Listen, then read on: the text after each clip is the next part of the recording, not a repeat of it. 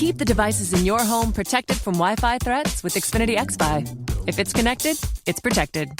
Now that's simple, easy, awesome. Switch to Xfinity today and get a great offer. You'll get fast speeds and the best in-home Wi-Fi experience with Xfinity XFi. And now you can get advanced security for free when you get the XFi Gateway. That's a $72 value per year. Go to Xfinity.com, call 1-800-XFINITY, or visit an Xfinity store to switch today. Restrictions apply. When I woke up this morning, I was feeling pretty dangerous. All right, yeah, our roster looks great on paper. Whoop-de hell. All right. But at the end of the day, we better be a good team. And you start building that during this time of the year. Get your sorry ass up! Get your sorry ass up! Doing a lot of talking with somebody that ain't do shit today. Doing a lot of talking. Do you think you're better than Jarrell Revis is right now? I'm better than you. My 24 years of life, I'm better at life than you. Dave!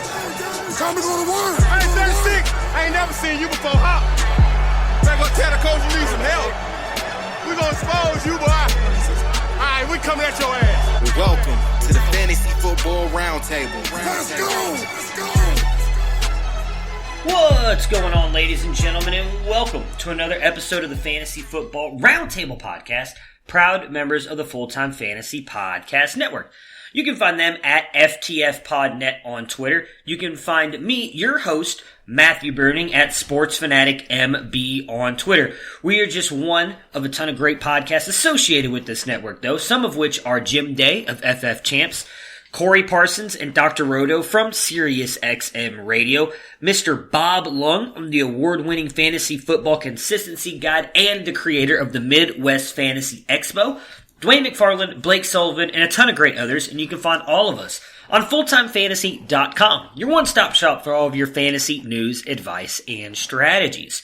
We at the Roundtable are also excited to be partnering with ExpandTheBoxScore.com. You can find them at XTBoxScore on Twitter. They have some of the most advanced stats in football, baseball, basketball, and college football. College football stats are extremely hard to find. For just $15 a year, you can look at all of these. I'm telling you guys, it is well worth it. If you like to dive into the analytical side of sports I use it for prospects, college football prospects specifically, it is amazing. It goes down to the minutest of details in this stuff. And again, it's just $15 a year. If you use our code ROUNDTABLE, you will get 10% off of that, which is a steal of a deal, if I do say so myself, and probably the best deal in the industry. So definitely check them out, especially if you want to get a jump on the upcoming draft class. It'll be well worth your time and money. And we've got another great episode for you guys today. Mr. Dennis Bennett is back with us. Follow him at culture_coach. He's actually waiting right here. He's online. We're about to jump on, and we're going to talk about our 2020 rookie wide receiver ranks.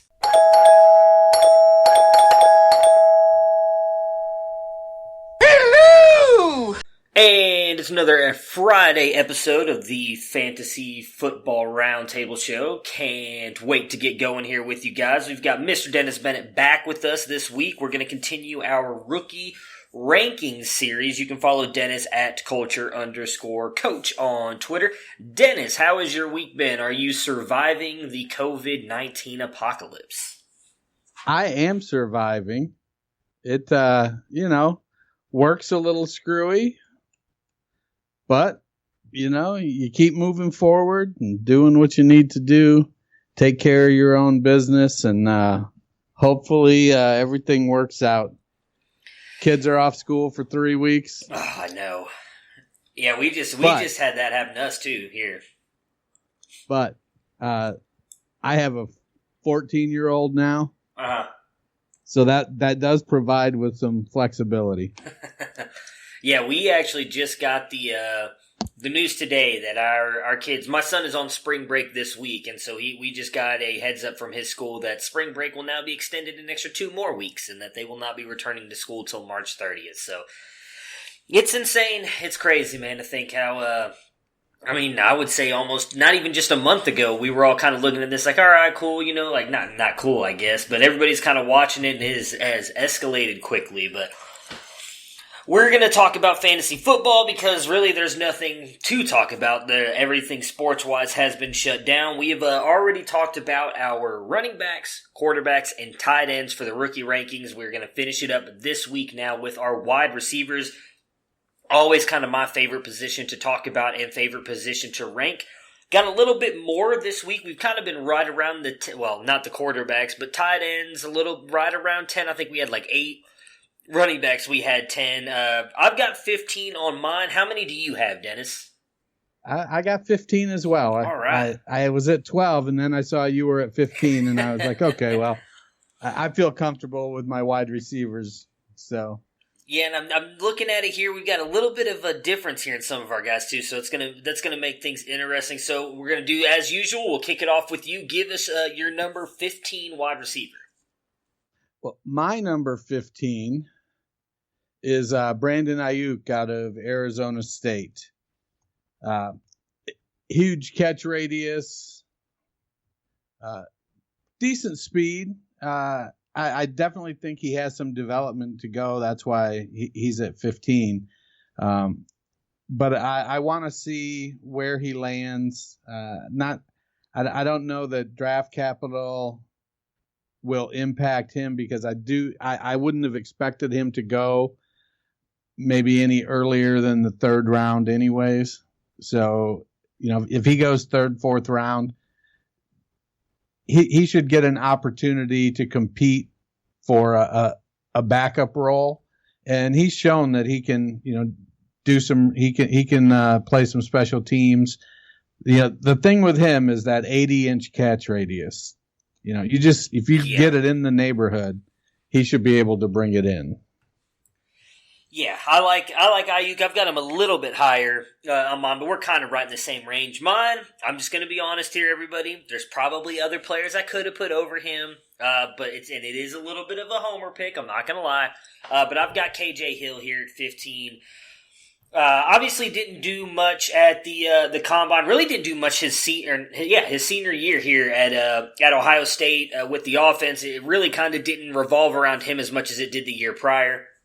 Comes in with a 19% college dominator, no breakout age as he was really kind of not really fully breaking out. I like him overall. I'm not sure what he's going to bring for fantasy, unfortunately. I think his is going to be very landing spot dependent. If he lands on a certain team that I think puts him in the slot and uses him the right way, I think it could easily be a high-end wide receiver 3, low-end wide receiver 2. He can build those rack yards. He's got really good hands. I think he's a really good and established route runner. Seems like a lot of the guys, if you look at a lot of guys that are coming out this year in Ohio State and even next year with like Chris Olave, who's going to likely come out, well, he has to come out next year. Just established really good route runners. They do a really good job of drilling that into the wide receivers at Ohio State. So I like Hill a lot. I think he's a guy who's really kind of running under the radar here with a lot of these other guys, and he's a guy that I think you could easily steal in the 4th round of your rookie draft that has a lot of upside. So that's why I kind of threw him on here. As I said, there's a couple other guys I might have been able. There's one that I really wish I wouldn't have left off that you've got here coming up soon. That I probably should have put at 15, but I'm going to roll with KJ Hill at 15. I like his chances. I like KJ Hill, but I think he's a not as good Keenan Allen. Okay. And, he's that route runner. There's some fight in him, just about the same size. He plays maybe a little faster than he tests. So he has the potential to be okay. Yeah. But I don't think he's anything more than, a wide receiver 4 in the NFL. I think that he's always going to struggle with his athleticism, and there's going to be somebody with more athleticism that can do the things he does, plus other things that he can't. So I think he'll be on a team, and he's a guy I could see having a 10 or 12-year career because he'll do the dirty work. He's right. A smart guy. He's a leader. But I feel like Terry McLaurin kind of coming out of nowhere last year. I think people are going to overdraft KJ Hill looking to catch that magic in a bottle again, and I just don't think it's there. Yeah, I can understand that argument. Like I said, I feel like I won't lie. I don't know why you have the next guy so low, but he is my guy. But the guy above him is who your 13 is who I probably should have thrown in at my 15. He's a guy who really had a breakout year in college. But I don't have him on my list at all. Give us your 14, who is probably, I think, there's two of them. Him and your guy at 12, I think, are probably our biggest discrepancies in our ranks. So who do you have at 14? I have Isaiah Hodgins at 14. Big, 6'4", 210. Again, he kind of falls into that possession receiver guy. I do think he plays a little faster than he timed. Has decent agility. He played on some awful teams. I know you like to trumpet how bad the teams he played on were, but I mean they were bad, I think really bad. For me, I think he's a guy that can come in and he can produce as a second wide receiver. I think you can put an alpha dog receiver across from him, somebody that's big and fast. Mm-hmm. Put somebody else in the slot. And Hodgins is he'll be the guy that's always going to get you 11 yards on 3rd and 10. Yeah. I agree with you 100% on that. I love me some Isaiah Hodgins. As I mentioned, I have him much higher up my ranks. Anybody who follows me on Twitter knows how much I like that kid. I don't disagree with what you're saying on him being a wide receiver 2. I don't see him as a wide receiver 1 necessarily, but I do think with his skill set, I think he could be easily a huge, red zone monster. And so that's kind of why I have him as high up, because like you were just mentioning with Ayuk's catch radius, my goodness, Hodgins, I was completely forgetting who we were talking about there for a second. Hodgins is right there with him, if not better. And some of the catches that he's made in college is just outstanding. For me at 14, I have the Combine darling here in Chase Claypool out of Notre Dame. Obviously, for anybody who watched the Combine knows he had a tremendous Combine, really kind of shot himself up a lot of people's boards. He was being mentioned in the likes of Calvin Johnson. You're probably, one of the best wide receivers you've ever seen play as a Detroit fan. I mean, he, with his size, 6'4", and weight 238, and came in as fast as he did. I don't remember exactly what his 40-yard dash time was. 4.42. Was right up there like the likes of Calvin Johnson. So he had a tremendous Combine, really kind of put himself out there. I do think playing at Notre Dame hurt him a little bit. Ian Book, not one of the better quarterbacks in college, in my opinion, but doesn't have a breakout age here because he didn't ever really break out in college, just like KJ Hill we were just talking about, but had a 33.4% college dominator rating, which was fairly good, not great, but I mean it's up there. I like him. For me, these last couple of guys, there's one guy, the next guy on my list I think should be higher, but I'm kind of concerned about him a little bit. For me, my 12 through... Well, I gotta be honest, Matt. I look at your 13, 14, and 15, and I really think we should have done a top 12. Well, hey, I don't disagree with you on that for the most part.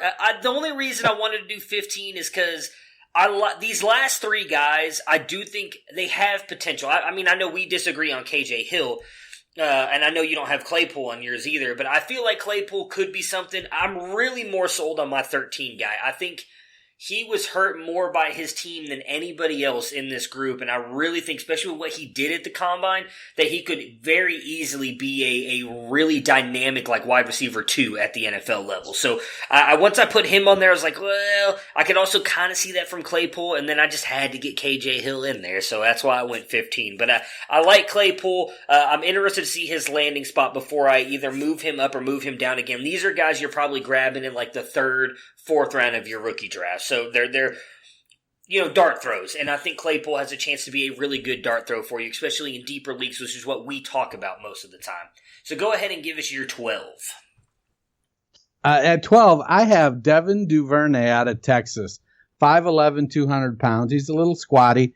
Really good speed. Not so much on the agility. So I definitely, for me, he's that outside guy. He's opposite your alpha dog, but playing a different role than Isaiah Hodgins. Hodgins is, I'm going to get you 11 yards on 3rd and 10.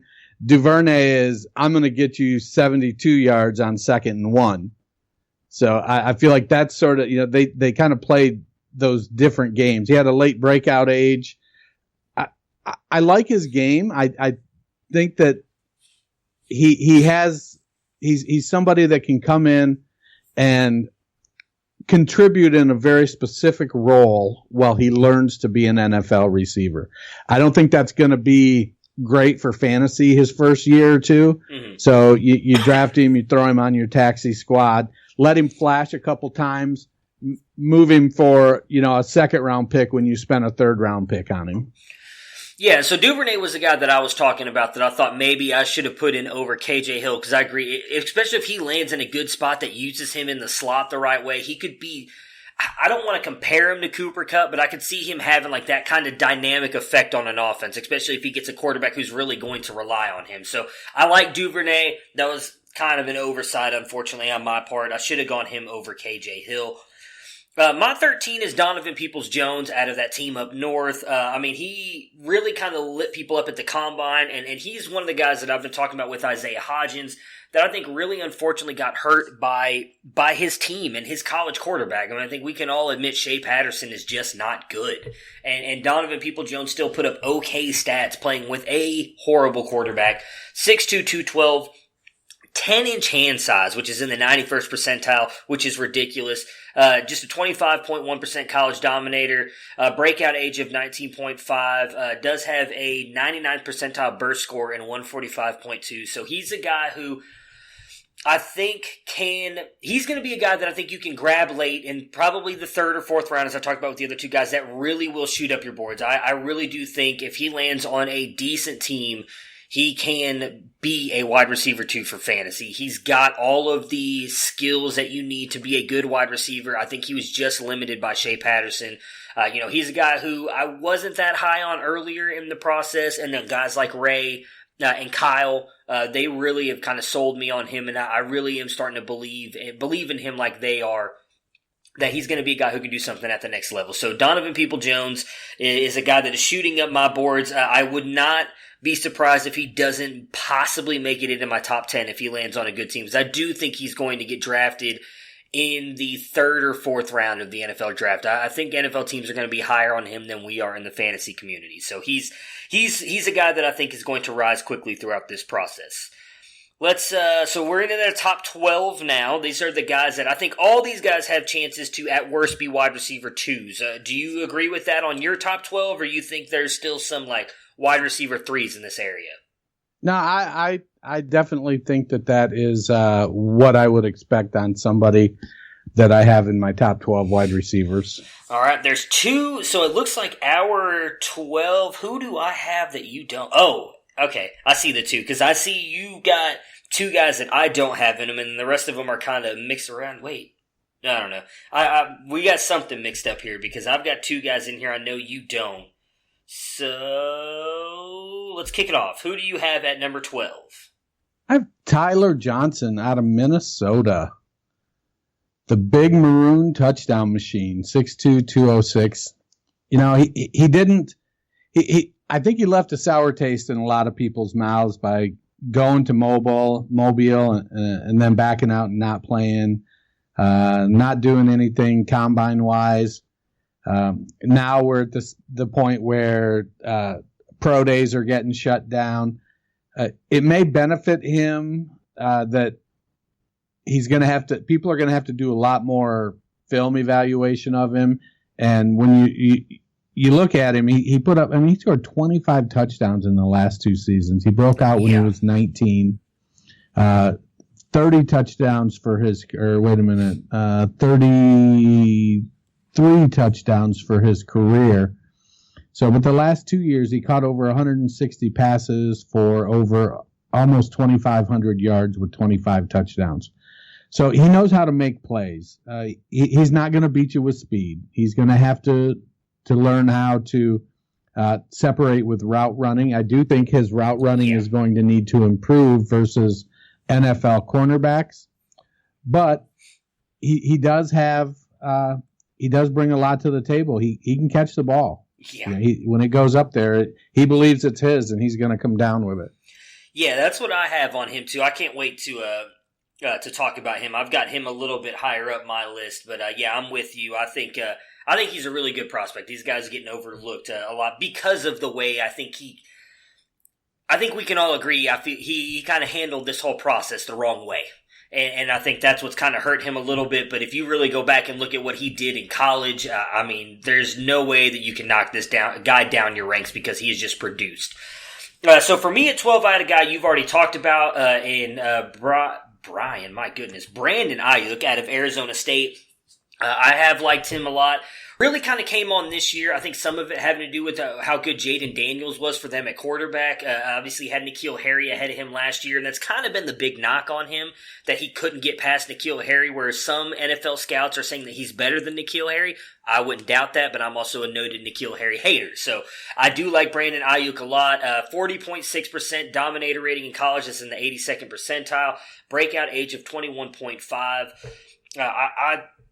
Really not much else to add on to what you said. He's got phenomenal catch radius. He doesn't have a whole lot of speed. I am a little bit worried about him, being that he only had the 1 year of really great productivity here this past year, but from what I've seen out of him this last year, I think he can be a really good wide receiver. But I do agree with you; he's not someone who's going to be the alpha dog. He's that guy that I think you can put on the other side as your wide receiver too, your possession receiver. You're going to be able to throw. You can have Mitch Trubisky throwing him the ball, and he's going to make some great catches because he'll go up there and get it. So I like Ayuk a lot, and I think he's going to be a kind of a lot like Isaiah Hodgins I mentioned earlier. I think he could be that red zone monster type with his catch radius. But all in all, I think he's going to be a good wide receiver, more likely a wide receiver 2 than an alpha dog in the NFL, as you mentioned earlier. Who is your number 11? At 11, I have the small school dude, Antonio Gandy Golden. 6'4", 223 pounds. He dominated against lower level competition, and you would expect that. He had 3 straight 1,000-yard seasons, scored 30 touchdowns. Had a 19.4 breakout age. He's another guy. He's not going to beat you with speed. I think he plays a little faster than his 4.6, but he's going to be one of those guys that gets out and makes chunk yardage, kind of like Cooper Kupp, sort of. I could see him fitting into that kind of mold where he plays that big slot position. Gets a decent amount of catches, but only averages, 11 or 12 yards instead of 14 or 15 yards. So my number 11 scares me a little bit. And I like him. I like what he did in college. Obviously had a phenomenal combine. Everybody was talking about how he was one of the winners here, and you're going to see why. I've been given, for a lot of the stuff that I've been given here, usually I use Expand the Box Score, and you're using Player Profiler, so I figured I'd use Player Profiler, so we're all looking at the same stuff here. And mine's Denzel Mims, who again had a phenomenal combine. So 42.3% college dominator rating, 86 percentile, breakout age 19.9. Now I just want to read this other stuff because it's ridiculous. 40-yard dash 4.38, 96 percentile.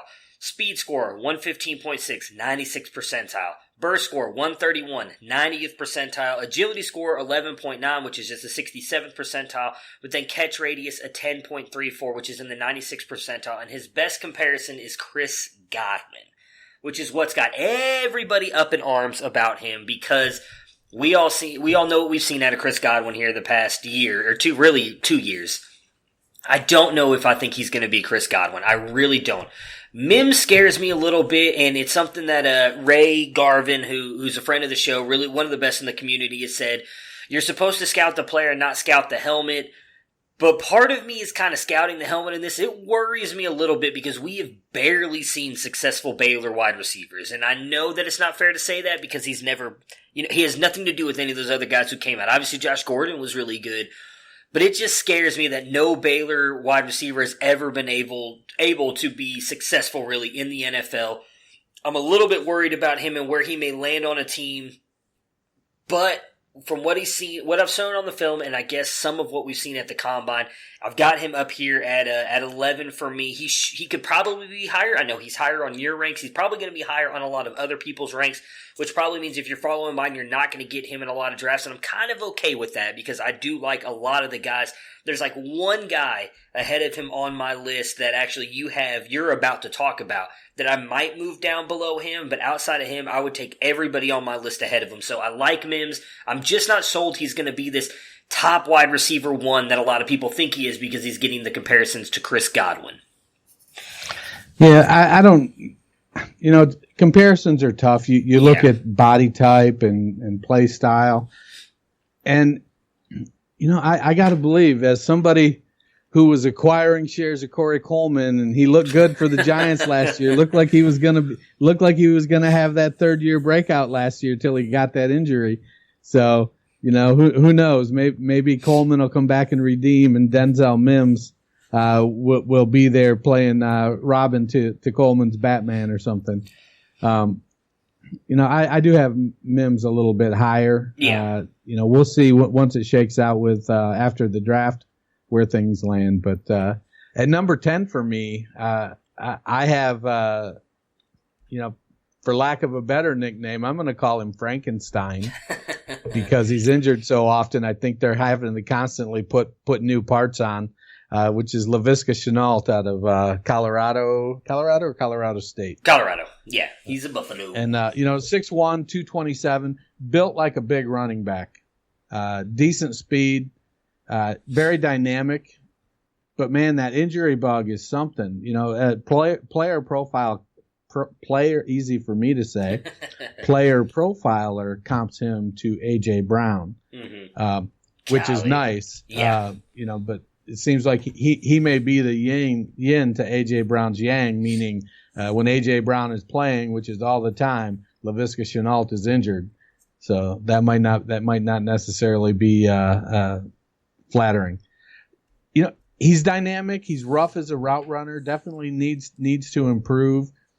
But he's good. I think he's going to be a higher draft pick. He's going to have the draft capital, and draft capital is going to give you opportunity, whether it's fair or not. That's just the way the NFL works. The higher you're drafted, the more chances you get. And at 6'1", 227, with 4.58 speed, and he certainly looks like he plays a heck of a lot faster than 4.58. Yeah. He'll be one to keep an eye on.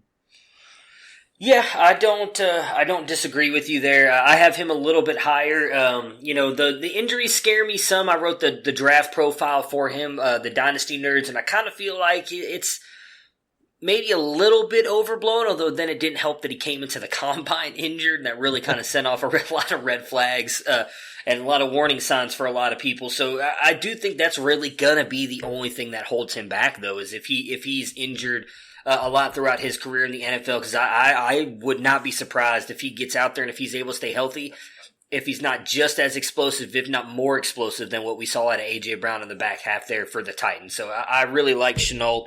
He's a good player. Like I said, I've got him a little bit higher in my rankings. My number 10, it hurts me a little bit to have this guy here because I love him, but I know a lot of people don't even have him this high. He's a guy I know I'll be able to get in late in a lot of drafts, and that's Isaiah Hodgins out of Oregon State. 6'4", 209. I mean, this kid is just ridiculous. Go throw on his, not even just his highlight reel, just throw on the tape and watch some of the catches that this guy makes. His hand and body control is just ridiculous. Obviously, some of the weaknesses, his one biggest weakness is his long speed. He's not burning anybody. That's okay. He's more of a possession wide receiver. He's not meant to be a deep threat, a lot like a guy you were just mentioning earlier, Tyler Johnson, Brandon Ayuk.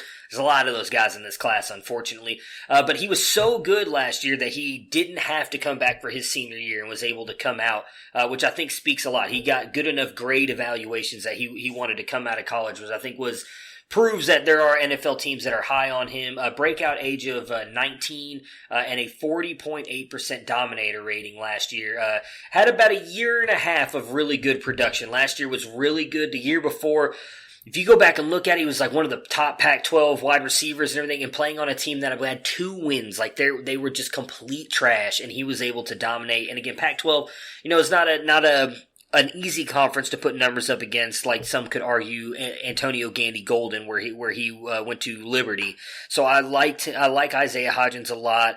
As I said, just great body control, huge catch radius, great hands. He's going to be a guy that I think you can get in the 3rd or 4th round. And he might move up my board more depending on where he lands. Obviously, landing spot's going to change I shouldn't say a lot of it, but some of these guys for both of us. But I like his chances and his skill set at the next level with especially with his catch radius. I think he's going to be an absolute stud in the NFL. Don't love that they're comparing him to Shantavius Jones on Player Profiler, who's done absolutely nothing. I believe he hasn't even done anything in the XFL either, where he's at the moment. So, not really thrilled about that comparison, or was. I'm sorry, he ended up going into the XFL the first time around. I don't think he's in there now. But, so not thrilled with that comparison, but I still love the kid. Like I said, if he lands on even a half decent offense, he might end up moving up my list because I'm so much in love with this kid. So, take that with a grain of salt, I guess. Maybe I'm too infatuated with him for my own good, but I like Hodgins a lot. I think he's going to be really good at the next level. Who is your number 9?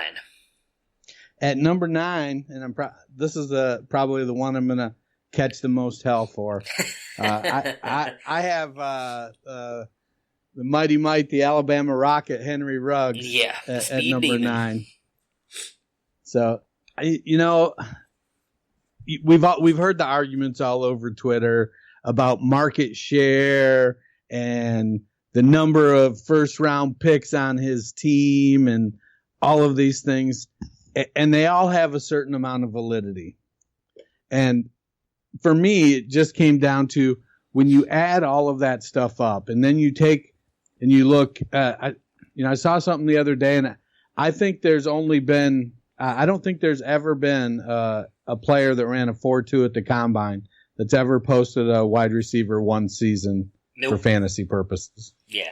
And I'm not sure. I think there's only like 1 or 2 that ran in the 4.3s that posted a wide receiver 1 season. Let me say one thing on that really quick. They did post that up on NFL Network, and I want to say that is a tad bit misleading, because I think it's fair to say that if you look at what John Ross has done when he's on the field, he's proven he can be a wide receiver 1, or at least a wide receiver 2. For a couple games a season, yeah. Yeah, well, so that's the one thing I'll say is the difference, though, is a lot of these other guys that they're throwing in that category, they just weren't good wide receivers. The difference with John Ross is he was hurt. Now, granted, Henry Ruggs ended up getting hurt after running the 40, but we've seen that Ruggs can run routes and everything, so I don't know if it's fair to put it.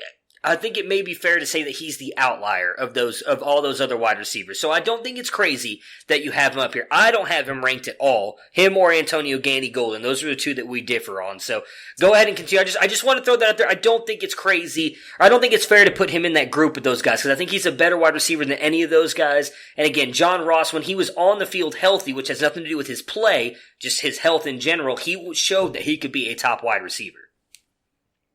Yeah, I mean, it's definitely within the range of outcomes that he has Antonio Brown type of wide receiver 1 seasons, or T.Y. Hilton wide receiver 1 type of seasons. Because, when you're doing the rookie draft here, you don't really know whether you're picking them at the 101 or not. You just don't really ever know. Sometimes they just don't translate to the NFL. And to me, consistent college production means something. And so looking at Henry Ruggs' college production, I will say it was consistent. It was consistent with a wide receiver 2/wide receiver 3 production level. So would I like for him to come in and blow the roof off the doors? Sure. But it isn't going to take very long of him underperforming before he's doing kick returns and punt returns. So he's got to hit the ground running, and he's got to get it right. Even if he's a high draft pick, teams are showing high draft capital will get you on the field, but it won't keep you on the field. So he's going to have to come in and produce, and then be able to maintain it at 185 pounds. And there's not been a lot of receivers that have been able to hold up to that.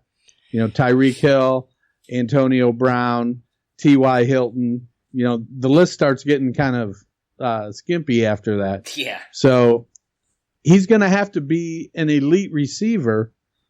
he's going to have to use more than speed because NFL defenses know how to take speed away from you. You may hit a few, but it won't necessarily lead to the type of consistency that you want for fantasy production. Yeah, and then the one thing I'll say on Ruggs, and the reason that I didn't have him ranked up here is, you're right, he produced in college. There's no doubt about that. But what kind of worries me is that he could never really get past Jerry Jeudy, which maybe makes sense because we all have Jerry Jeudy ranked at least, at the worst, I would say, is probably third in this class. But last year we saw Devonta Smith was even better than him for the most part throughout the year, and I don't think he's even ranked as I wouldn't even have him in like my top 5 coming out next year. So that's the only thing that worried me, is that at times he was only the third best wide receiver on that team. And you know, obviously some of the stuff we talked about earlier, where now I feel like I'm kind of talking out of both sides of my mouth, where he was really fast, but nobody really fast has ever produced in the NFL kind of thing, worries me a little bit. So that's why I don't have him ranked. Well, I definitely think he's worth ranking. Well, I have him ranked. I just meant like not in my top 15 is what I meant. Right. All right, so for me at number 9, I have Michael Pittman Jr. out of USC. 6'4", 220, had a really good year his final year here in college. 32.8% dominator rating, a 20.9 breakout age. Is getting compared to Dwayne Bowe, which a lot of people think is bad, but I do think a lot of people forget how good he was in Kansas City. Obviously, he was horrible when he came over to our Cleveland Browns, but in Kansas City, he was actually a really good wide receiver. Dude has got elite hands, body control, and catch radius. The one things that he really struggles at is he's not going to get you a lot of yak. And a lot, as I'll say earlier with Brandon Ayuk, his 1 year production scares me a little bit. But what we saw at him, he had a really good combine, and not a lot of people were expecting him to have a good combine. And again, I think he falls into that group of, there's a lot of guys in this class that are really going to be really good possession receivers. So it's just going to be landing spot for a lot of these guys for me, and none of us know how these NFL teams feel about these guys. So, like, I could see Pittman being the first, I could see Ayuk being the first, Hodgins, like, I don't know how they're going to value all these possession receiver guys, so depending on where they fall is going to move them up and down my boards, but I do think a lot like we mentioned with Ayuk and I said with Hodgins, I think they've got a chance to be a really good wide receiver too. They're not going to be that guy that's going to be the deep threat down the field, but they're going to be a quarterback's best friend, really sure hands, really good catch radius, really good red zone threats, and I think Pittman has a chance to do that as well in the NFL, so he is my 9. Who do you have at number 8? Well, I have Pittman at 8, and I agree with what you said. I think he has the potential to be maybe the best of the big possession wide receivers. I agree with He's that. got really 89 percentile agility, 66 percentile agility with an 89 percentile burst or catch radius, and running a 4.5. He has a 93rd percentile speed score, and so he showed in his 1 year he can be pretty productive. He's a pretty good pass runner. Yeah. Pass catcher and route runner. And he has that, it's easy to discount it, but he's got that NFL pedigree with his dad playing in the NFL. So there are times you just kind of pick some stuff up. You learn how to be a pro when you're a kid hanging around a pro locker room. Some people get it and get all entitled, like Duron Carter did when he came to Ohio State. Yeah. Other guys don't. They come in and they know they have to work to be legitimate. They can't just ride daddy's coattails. So I think Pittman has an opportunity to go in and be that possession receiver. And if he can play up to that 4.52 40 time, he could surprise and possibly be a true NFL number 1 with that 6'4" and 223-pound size. Yeah, he's gonna be fun to watch. I was gonna say the one thing I'll say about him is I think his little brother Michael is spelled different, Mychal, but he's at Oregon this year. I think he has a chance to be even better. So I can't wait to see him kind of play out this year with Oregon, although they did lose Justin Herbert. But I'm with you. I think Pittman's got a chance to be really good at the NFL level. My number 8 is a guy I might end up moving up higher. He's got a really liked senior Brian Edwards out of South Carolina, 6'3", 215. Had a college dominator rating of 48.4, breakout age of 17.8. Don't love his comparison, Corey Davis, although Corey Davis was a phenomenal college athlete as well, and we all thought coming into the NFL he'd be better. Maybe it's because of him landing with the Titans and Marcus Mariota. But Edwards is a rack monster. He can get you all kinds of yards after the catch, really good at making players miss, stiff arming them, getting them by him. Really good hands as well. If you go on and turn on the highlight reel, some of his contested highlight catches are ridiculous. My big two things I had on him as kind of knocks is he struggles to separate at times, which may not matter as much, again, with how good he is in the contested catch area. But also is not very good at ball tracking, which he's got the speed to get downfield, but he's not always that good at tracking the ball and tends to miss it. So that's something he's going to have to improve on. We obviously didn't get to see him do anything at the Combine because of the broken foot. I doubt he's going to do anything at the Pro Day, especially with all these getting canceled, as you mentioned earlier. So he might be a guy that slips a little bit in the NFL draft, and in that return might end up slipping in your rookie drafts. If you could get him in the late second, early third round, in my opinion, that's a steal. He was a guy who was being talked about in the top of this class earlier in the year. Not in the top 3, but like more to the 5-6 range. So definitely right around the back end of a first-round pick. So I like Bryan Edwards a lot. I think he's got a chance to be really, really good at the NFL level. Who do you, let's see, that was my 8, so we're at 7. Who is your number 7? I have Mims that you had talked about before. I feel like Mims is going to break that Baylor mold. He didn't play for the old regime. He played for the new regime.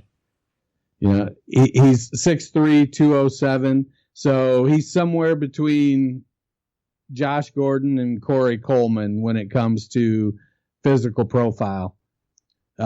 He did have 67th percentile agility score, so he should be able to get in and out of breaks pretty good. I don't know if he plays to that 4.38 speed, but again, when you're stopping and starting, it's kind of hard to look like you're running a 4.38. Yeah. So, he caught 55 balls or more in his last 3 seasons, so he was consistent. His second season, his yardage was down, but sophomore and senior seasons, he broke 1,000 yards. Put up 28 touchdowns in those 3 seasons, so he knows where the end zone is at. I like him a lot. I think, he was on the Film Nerd show. They were breaking him down a couple weeks ago. Uh-huh. And, when they do that, you got to be careful because they can make you fall in love with a guy you didn't like and make you fall out of love with the guy you do when those 3 guys get to talking. Oh, yeah. They very good at what they do. Yeah, that's why I try to avoid that at times because I'm like, no, I don't want you to talk out. Like Isaiah Hodgins, I'm glad they haven't had him on there yet because I feel like they may talk me out of my love for him, and I don't want that to happen. Like I'm trying to plan the honeymoon right now, and I don't want to sit there and skip all that stuff. So for me at 7, I have Laviska Shenault, who you talked about earlier. Don't have much else to add to what you said. I think you kind of nailed him. It's really going to be, as I mentioned, the injury history. Can he get past the injury bug here in the NFL? Because if he does, I think we could be wrong having him ranked as low as we do. I think he could easily jump up there in that top 5 just with his ability. If you don't know much about him, I would say go back and read what he's been through his life. He's not had an easy life, and everything he's kind of persevered through. Was one of the best players at Colorado and in Colorado history. So I really like Shenault. I'm rooting for the kid. I really want him to do well, and I'm really hoping he can kind of kick that injury bug at the next level because I think he's going to be an absolute stud in the NFL if he can get past those injuries. So let's move on to our number 6. Who do you have at 6? Well, I have your number 8, Bryan Edwards.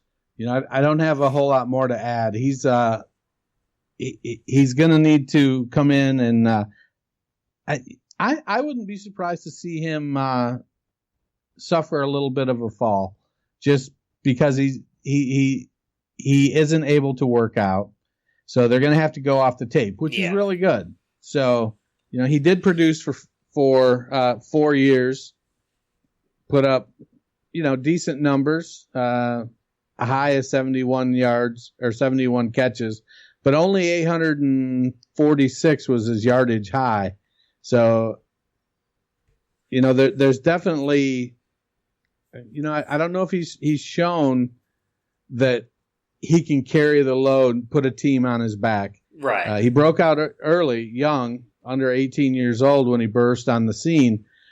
So I don't think the stage is going to be too big for him, but he's going to have to, once the lid lifts on all this travel and stuff, he's going to have to get out there and hopefully he'll be able to put some workouts in to go along with the tape he's put out.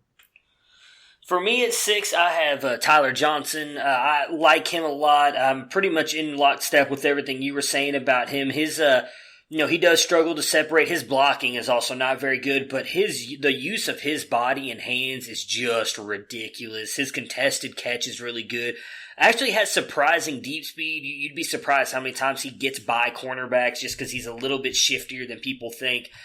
And Tyler Johnson's kind of like right on the verge of who I think, after Tyler Johnson, my top 5 I think are easily wide receiver ones in the NFL. Tyler Johnson's like right there on the cusp for me because, as you mentioned earlier, he did so much at Minnesota. And he's a guy that when Minnesota was going into play teams, everybody knew Tyler Johnson's the one you have to stop. Now, Rashad Bateman came on this year and kind of helped out Tyler Johnson even more.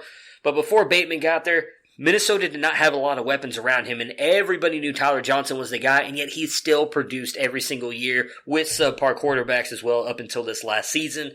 So I love what I saw out of him in college. I really am excited to see what happens at the next level. I think it's funny that a lot of people seem to be knocking him for stuff that's happening off the field. The not going to he didn't get invited to the Senior Bowl.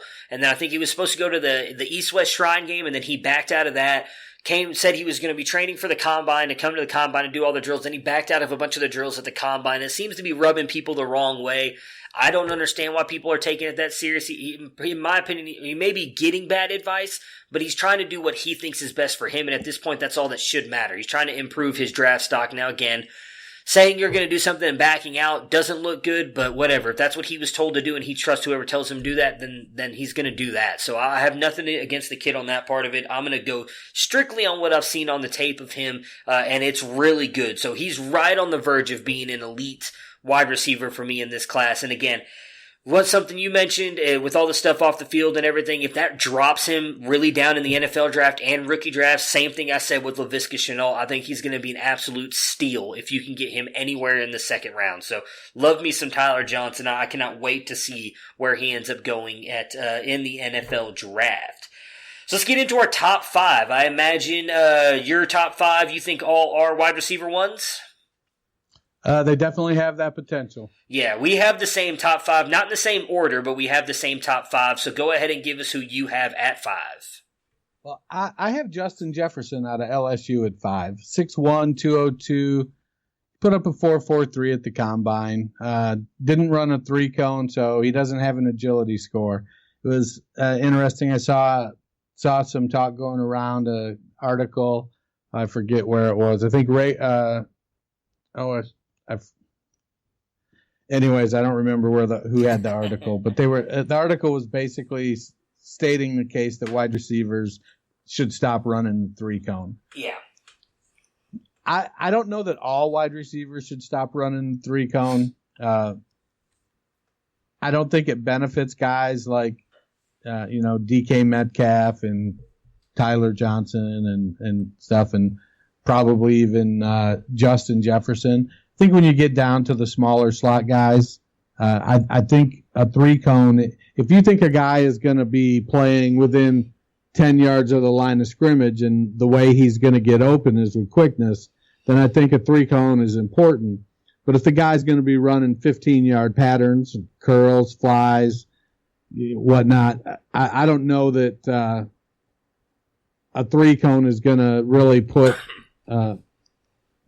it really doesn't put the emphasis on what he can do. Mm-hmm. So at 6'1", 202, Jefferson is another guy. He didn't.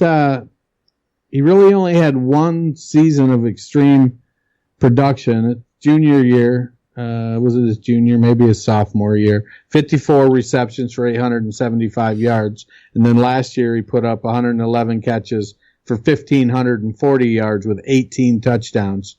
So, he was a benefit of the Joe Burrow, Clyde Edwards-Helaire, Joe Brady, Jamar Chase team there that was just scoring a ton of points.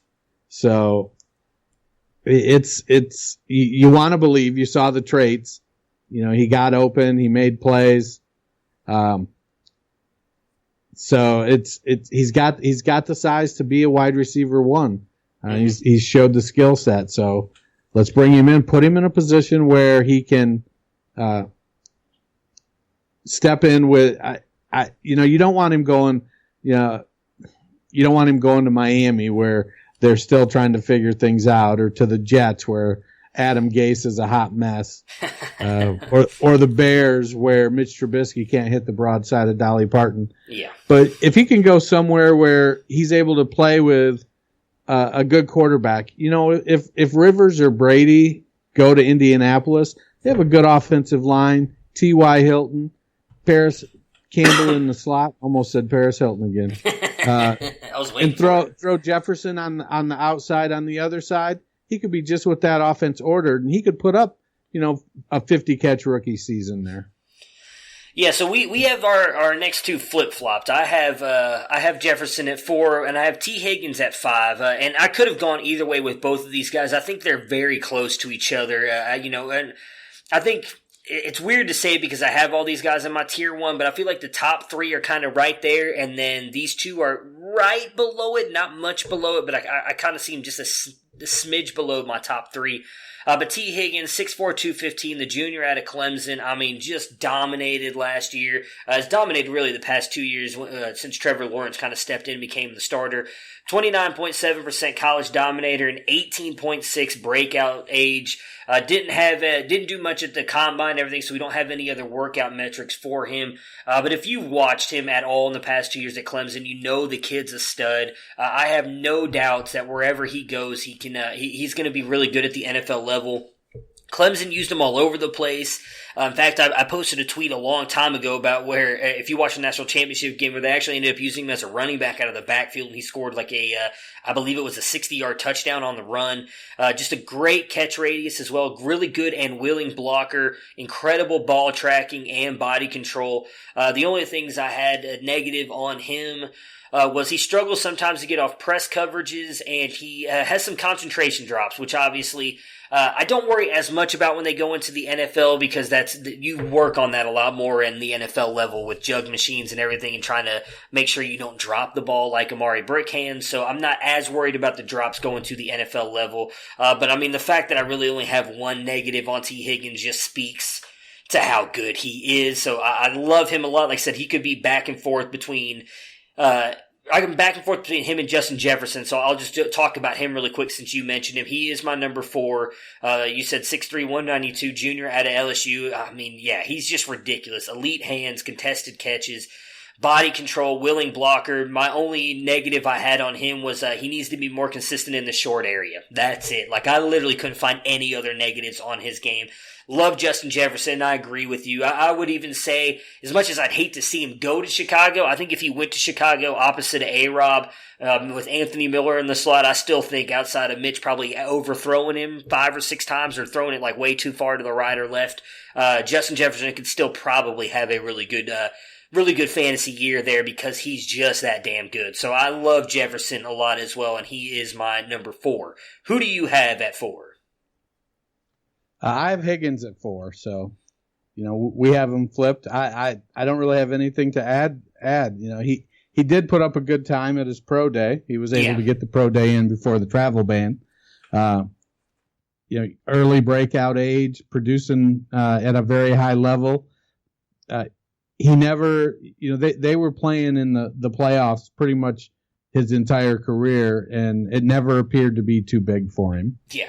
I think they actually played in the playoffs his entire career. And you're right. The stage never looked too big for him, which is a good thing. All right, who do you have at number 3? Because like I said, we have the same top 5, but ours are mixed around here a little bit. We have differences in 3. The only same one we have is our number 1 wide receiver. So who do you have at 3? At 3, and this is another guy, when we talk about deeper running backs and Anthony McFarland, I always all I can ever remember is the game against Ohio State. My number 3 with Jalen Reagor, all I can remember is that game against Ohio State. Yeah. So, Reagor, 5'11", 206, good size, dynamic with the ball in his hand, good speed, struggles a little bit with the agility. He ran a 7.31 3-cone, so that's not terrific. But Reagor has shown the ability to return kicks and punts, and he's just electric when he gets the ball in his hand. Broke out at 18.7 years old. Had some struggles last year with his quarterback play. Yeah. He ended up had 72 receptions in 2018 for 1,061 yards and 9 touchdowns, but only 43 receptions last year. His catch percentage went down. They worked the ball down the field to him a lot, so his catch percentage isn't real high, but even last year it was disappointingly low at 46.2. And we're going to put a decent amount of accountability for that on the quarterback play there. So I think Reagor is a guy that can come in and fit into a team right away, be able to play early. He's a good route runner. I'm looking forward to seeing where he lands. Yeah, I love Reagor. I've got him at number 2, and I just want to be full transparency. I've had him above my next player, which is Jerry Jeudy, at 3. Throughout almost this entire process, I've had him and Lamb above Jeudy. I like Jeudy a lot, who is my number 3. I still think he's got a chance to be a phenomenal wide receiver. I do think he is the best route runner in this class, hands down. I don't think there's even a competition on that. But 6'1", 192, the junior out of Alabama, 25.1% college dominator rating, a 19.4 breakout age. Did not do as well at the combine as a lot of people had hoped. And I did see some people questioning him some. I'm not worried about his speed and the way he did in some of the drills. His route running is just so damn good. He's gonna be able to get open. If you watch him run routes, the way that he fakes out defenders sometimes with his head movement and how he's just always right where he needs to be. I mean, to his releasing the ball before Jeudy even gets there, and he's right. I mean, it's just beautiful. Jeudy is a phenomenal route runner. I think that's why he has a chance to be the number 1 wide receiver taken. He is just extremely smooth in and out of his breaks, great hands and footwork and ball tracking. Interestingly enough, the one thing that I think he struggles with a lot is drops, just like Amari Cooper out of Alabama. Drops are really his biggest issue, and he's not very good in contested catch situations, but in fairness to him, he doesn't get in those a lot because he's not that big of a wide receiver, and he's more of that guy who's going to beat you again with his route running, and he can get loose a little bit if he gets by you, but I like Jeudy a lot. In my opinion, there's a little bit more upside with my next 2, which is Reagor at 2, since you just mentioned him. I do think that he had 3 quarterbacks last year, and all of them were just hot garbage. And so I do think that affected his play a little bit. The kid is phenomenal. I know a lot of people were hoping he'd run faster at the combine. I think some of that was just in his head. I think he got too hyped up for it and did not do good, because he's definitely faster on the field if you watch him than what he showed in his 40. I love Reagor. You're right. He did not do good in the 3-cone drill, but I don't think he needs to worry about that much with the speed that he has. He's elusive when he gets the ball. He's got really good hands. He's actually a better route runner than people give him credit for. And interestingly enough, he's really good at contested catches as well, which would, I think, surprise a lot of people when you hear, as you mentioned, he's 5'11". But if you go out there and watch some of the catches that he made where TCU quarterbacks were just throwing the ball up, and Reagor was out jumping guys that were taller than him to get the ball, and that speaks to he was actually for a long, I don't know if he still holds the record, but he did hold the record for like high jump in Texas for a very long time. And long jump too, I think, or broad jump. Like he's a phenomenal all around athlete. I think whoever gets Reagor is going to get a steal. I still think he's probably I think he's the second best prospect behind Lamb, and I've seen a lot of rookie drafts, ADP stuff where he's still going like at 2.5, 2.6. That's just an absolute steal because I don't care where he goes. I think he's going to produce at the NFL level. So since I already mentioned that we kind of flip-flopped our guys here, it means you have Jerry Jeudy at 2. Give us your thoughts on Jerry Jeudy. Yeah, I agree with what you said on Jeudy. Probably the biggest challenge for Jeudy is at 6'1" and 190 pounds, he's going to have to make sure that he can get off the line of scrimmage. Yeah. Cornerbacks have gotten bigger and bigger, and they take away a player's speed by not letting him get off the line. So as long as he can release off the line, I think he's going to be fine. He's an exceptional route runner. He's got good speed, but he's going to have to make sure that he's good with his hands, get that upper body strength. Maybe go work out with CeeDee Lamb for a bit or something.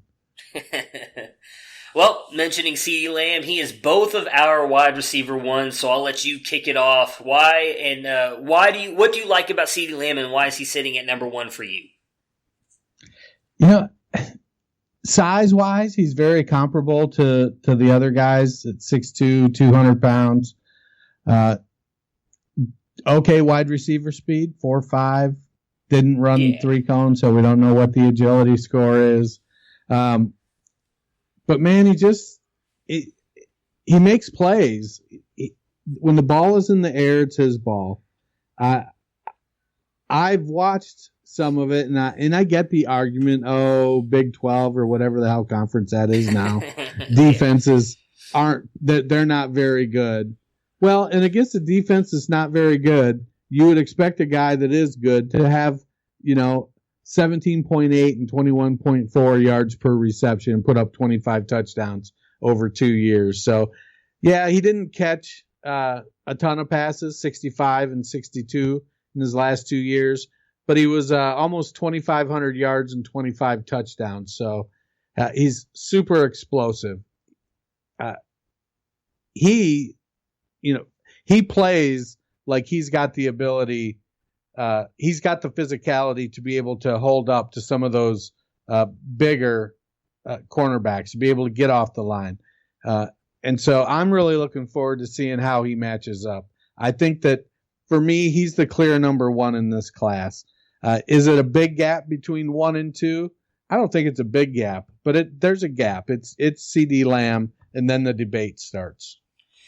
Yeah, and I don't disagree with you. And then, we've both had him up there at the top for a long time. A lot of people had Jerry Jeudy there. Some people still do, and I don't think, I know some people have Rager there. I don't have a huge gap between the 3 of them, but for me, CeeDee Lamb is my clear number 1, and then it's Rager, Jeudy. And I agree with everything you said. You just brought up the Big 12 argument. Well, go back and look at what he did in the playoffs against Alabama this last year. He dominated that defense, and nobody can tell me that defense is not good, because they are. So I have no issues with CeeDee Lamb and the defenses he played in college. You're right, he's not the fastest wide receiver, but watch what he does on the field every Saturday. He still makes players miss and gets all kinds of rack yards because he's just a really smart and elusive runner. I love everything about Lamb. He's got great catch radius, great hands, great head on his shoulders. I think he's very smart. So I love Lamb altogether. I think he should be the number 1 wide receiver drafted in the NFL and fantasy. I still think Judy's going to end up being the number 1 wide receiver drafted in the NFL draft. But I do think Lamb is more than likely going to be the number 1 in fantasy. So I'm really excited to see where those guys land, because I think it's going to be very interesting in how that may shift the dynamics and the ADPs for the rookie draft. So there's a lot of mock drafts that have been coming out lately. Before we get out of here, I want to ask you, I think the most I've seen is, I think it was 9 in the first round. So over, under on wide receivers you think drafted in the first round on 9, or 9.5, I guess. I'm sorry, I was reading something. What was that? No, you're good. How many over, under 9.5 wide receivers drafted in the first round? Under. Under? Okay. How many do you think get drafted in the first round?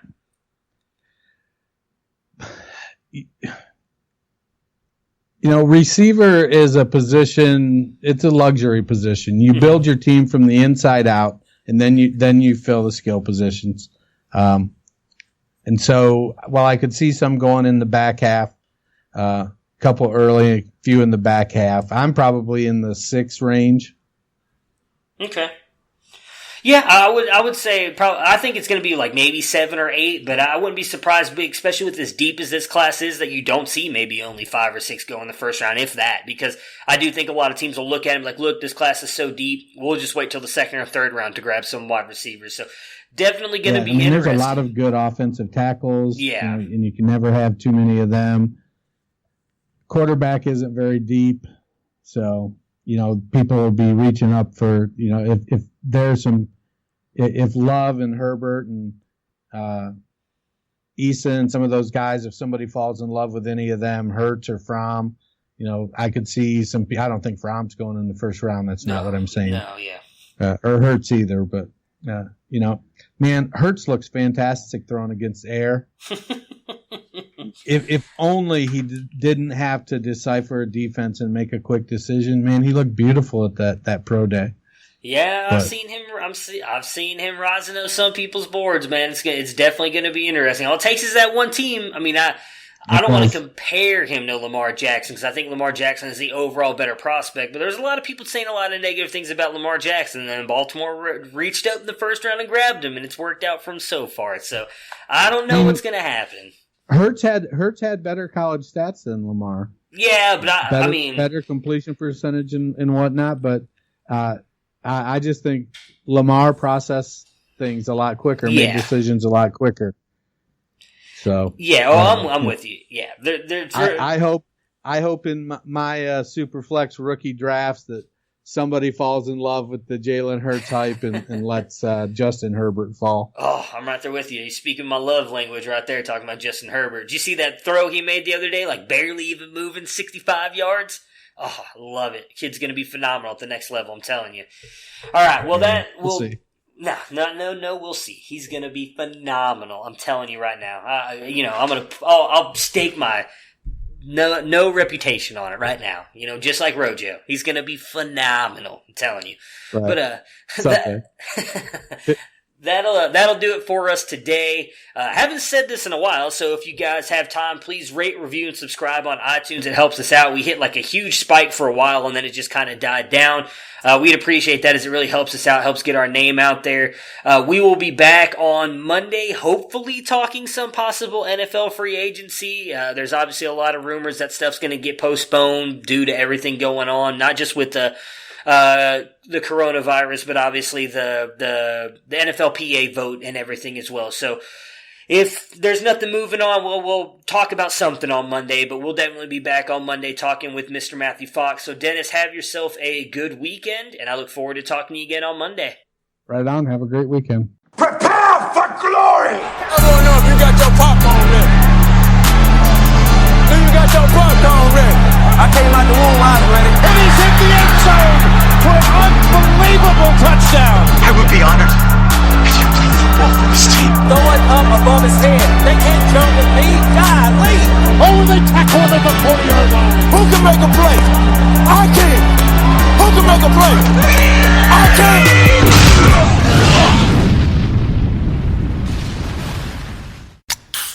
Here's the thing about new Cherry Vanilla Coke. Though cherry's named first, all the flavors taste just as great. I mean, it could have just as easily been Vanilla Cherry Coke, or it could have been Coke Cherry Vanilla. And since it's two amazing flavors of Coke, it might have been Coke Vanilla Cherry Coke or Cherry Vanilla Coke Coke. Unless you're in France, which would make it Le Coke de la Vanilla de la Cherry de la Crème. New Cherry Vanilla Coke. So good together. And new Cherry Vanilla Coke Zero Sugar. Same great taste, zero sugar. Celebrate the big 2020 with T-Mobile. Switch now and get 2 lines for just $90 and 2 new iPhone 11s on us. So you can take a portrait built for 2 with the ultra-wide camera. Oh, that's a good one. Oh, cute. Hurry in to T-Mobile and get 2 lines for $90 and 2 iPhone 11s on us with qualifying trade-ins. Via 24 credits for well-qualified buyers with autopay, plus taxes and fees. If you cancel before receiving 24 credits, you may owe up to the full value of your device of $699.99. Contact us. Qualifying port-ins and finance agreements required.